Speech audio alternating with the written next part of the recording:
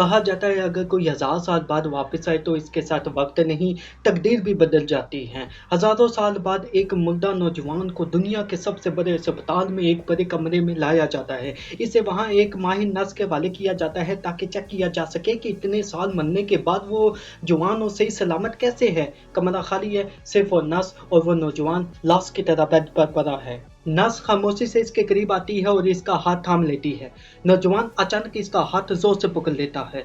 Nurse चौंक कर पीछे हट जाती है। नौजवान आहिस्ता से आंखें खोलता है, फिर तेजी से बेड से उठने की कोशिश करता है और नीचे गिर जाता है। वो जमीन से संभलता है, सीधा खड़ा होता है, फिर नजरें नर्स पर गाड़ देता है, हैरत, उलझन और बेयकीनी के साथ। फिर वो पहली बार बोलता है, क्या मैं जिंदा हूँ? ये कौन सी जगह है?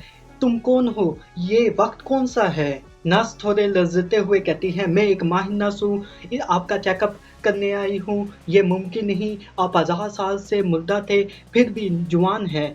वो एक लम्हे को रुकती है और कहती है, ये सन 2025 है और आप इस वक्त दुनिया के सबसे बड़े अस्पताल में हैं। नौजवान थोड़ा लड़खड़ाता है, फिर कहता है, यकीन नहीं आ रहा।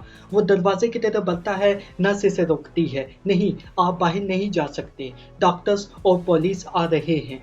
नौजवान खामोशी से नर्स की तरफ देखता है और हल्की सी मुस्कुराहट देता है। नर्स भी मुस्कुरा देती है, फिर नजरें जगा लेती है। वो जैसे ही नर्स की आंखों में दोबारा देखता है, नर्स अपनी ऐनक उतारती है। नौजवान चौंक जाता है और फिर कहानी अचानक पलटती है। बैक टू फ्यूचर होता है। नौजवान के सामने अब वही नर्स नहीं बल्कि एक मलका खड़ी है, बिल्कुल वही चेहरा, वही आंखें और वही मुस्कुराहट। महल का दरबार रोशन है। मलका अपने तख्त पर बैठी है, उवाम की भी तरतीब से खड़ी है और एक पत्थर पर शाही ताज रखा हुआ है। मलका ऐलान करती है, जो इस ताज को उठाएगा वो मेरा हम सफर और इस सल्तनत का बादशाह बनेगा। तमाम लोग एक के बाद एक ताज उठाने की कोशिश करते हैं, लेकिन सब नाकाम हो जाते हैं। जो भी नाकाम होता है इसके माथे पर गुलाम लिखा आ जाता है और यूं पूरी उवाम मलका की गुलाम बन जाती है। दूर किसी तारीक महल में शैतान अपने तख्त पर बैठा होता है। इसी दौरान इसका गुलाम कमरे में दाखिल होता है। शैतान कहता है, तुम कहाँ चले गए थे? गुलाम जवाब देता है, क्या आपको पता है पूरी दुनिया मलका की गुलाम बन चुकी है? शैतान गुस्से में चौंकता है, ऐसा नामुमकिन है, बादशाह मैं हूँ। फिर थोड़ी देर खामोशी के बाद शैतान कहता है, मैं समझ गया हूँ, ये मलका की एक बहुत बड़ी चाल है। जो इस ताज को आखिर में उठाएगा वही बादशाह बनेगा। फिर शैतान गुस्से में कहता है, इससे पहले कि कोई और बादशाह बन जाए, मैं वो ताज उठा लेता हूँ और दुनिया का बादशाह बन जाता हूँ। दोबारा वही सफेद महल का मंजर। मलका, नौजवान और उवाम सब हैरत से डूबे होते हैं। अचानक शैतान महल में दाखिल होता है और ताज के सामने खड़ा हो जाता है। सब लोग इसे देखकर चौंक जाते हैं। शैतान आगे बढ़ता है और ताज को उठा लेता है। ताज को हाथ में पकड़कर शैतान की आंखों में एक अजीब दीवानगी आ जाती है। वो सोचता है बोले बगैर, मगर इसके चेहरे से जाहिर होता है, अब मैं बादशाहों का बादशाह हूँ। मलका खामोशी से नौजवान के पास आती है और इसे आईने के पीछे ले जाती है। मलका नौजवान से कहती है, अगर शैतान बादशाह बन गया तो पूरी दुनिया बर्बाद हो जाएगी। इससे पहले कि वो पूरी दुनिया में हुक्मरानी करना शुरू करे, तुम मुझे मार दो। नौजवान हैरत से पूछता है, ये क्या कह रही हो तुम?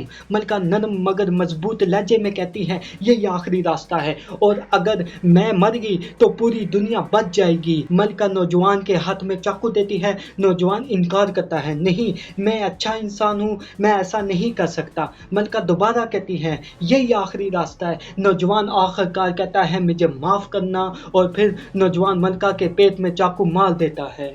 जैसे ही मलका मर जाती है, पीछे लगा हुआ आईना टूट जाता है। तमाम लोग ये मंजर देखते हैं। नौजवान के हाथ में चाकू है, मलका नीचे गिरी हुई है।